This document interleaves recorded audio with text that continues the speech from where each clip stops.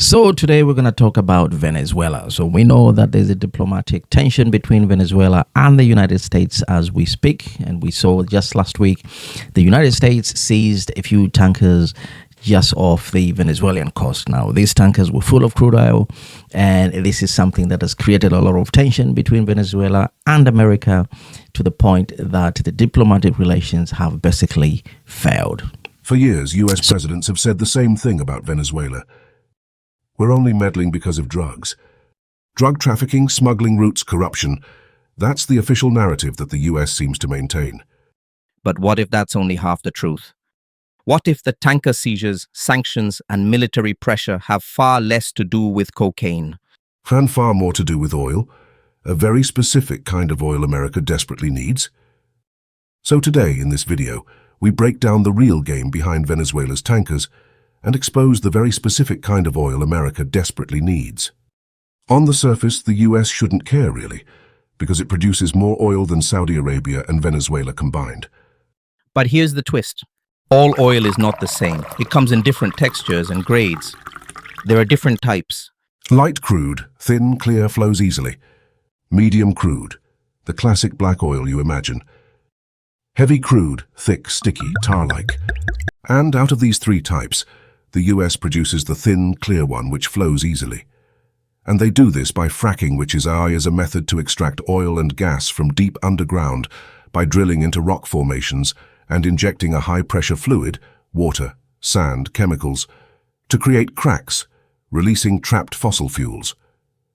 This technique allows access to oil and gas reserves previously difficult to reach, using vertical and horizontal drilling to maximize extraction. But it remains controversial due to potential environmental concerns like water contamination, air pollution, and seismic activity. However, despite using the fracking method, the US also has giant refineries in Texas and Louisiana, which were designed decades ago to process heavy crude oil. So what are we talking about here? What's the relationship between the light crude oil and the heavy one, and why does it matter? Like we said earlier, America's boom in fracking produces light crude oil, which is the smoothie type, and not the thick tar, which means US refineries still need massive imports of heavy oil to keep the system running. Today, over 70% of America's oil imports are heavy crude.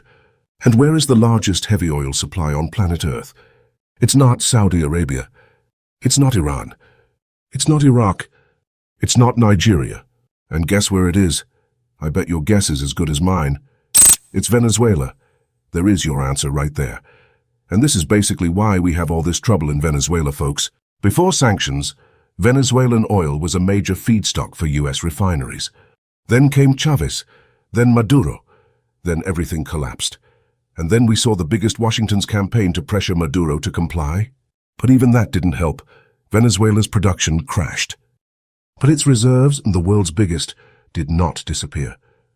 So the US started watching very closely which ships transport Venezuelan crude, which ports they use, which countries, like Cuba, Iran, Russia, help move black market oil. This is why US agents seized the tanker skipper last week. It wasn't a random anti-smuggling bust. It was a clear message. We control the heavy oil supply, not you. Because heavy crude isn't just energy. It's leverage. There are only two other major sources of heavy crude globally. First, Canada, already supplying over 60% of US oil imports.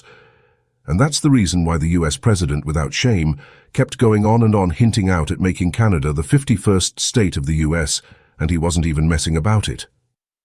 The two major source of heavy crude oil is Russia. But after Russia's war in Ukraine, sanctions made Russian heavy crude politically toxic. So America has two choices: get more from Canada, or someday somehow get Venezuelan heavy crude flowing again. Either way, Washington cannot let Maduro, Iran, or criminal networks control tankers carrying the world's most valuable heavy crude.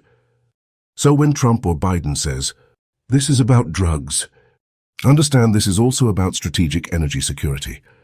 Here's the uncomfortable truth. The US doesn't need Venezuela's production today, but it desperately needs access to Venezuela's reserves for the future, because heavy refineries can't run on light fracking oil. And rebuilding refineries to handle only light crude would cost billions. So America does what great powers always do: monitor the sea lanes, Pressure the tankers. Sanction the companies. Keep hostile networks away from strategic resources. Whether it's called anti-drug operations, anti-smuggling, anti-piracy, the real battlefield is control of heavy crude. And Venezuela sits on the biggest pile of it in history. So, yes, drugs matter. But oil, or specifically heavy crude, is the real prize. And this is why Maduro is where he is today. And the world knows it. So yes, drugs matter. But oil, heavy crude, is the real prize. And until that reality changes, the standoff between the United States and Venezuela is far from over. Until next time, this is war. We are reclaiming.